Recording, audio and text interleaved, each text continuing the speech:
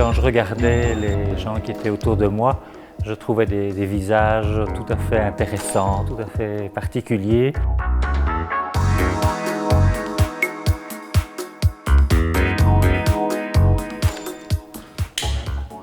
Disons que je connaissais les modèles, mais c'est vrai que je ne les connais autrement maintenant et il y a une relation privilégiée qui s'est créée, ça c'est exact.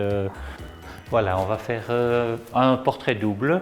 Voilà, Rachel, tu te mets un petit peu plus au milieu. C'est un moment un peu particulier où il y a un dialogue, parfois tacite, mais il y a un lien qui s'établit et il y a une complicité qui est indispensable pour qu'à un moment donné, l'émotion soit présente et que la photo soit quelque chose d'unique.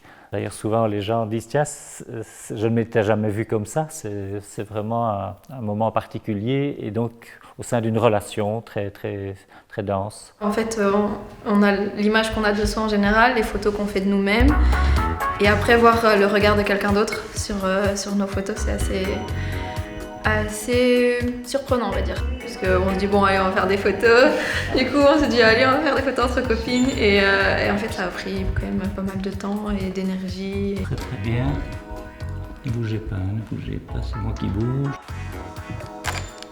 C'est vrai que c'est intéressant et puis après on apprend aussi à apprivoiser cette image de nous en regardant à plusieurs reprises la photo, en se voyant en grand, en noir et blanc ça change aussi.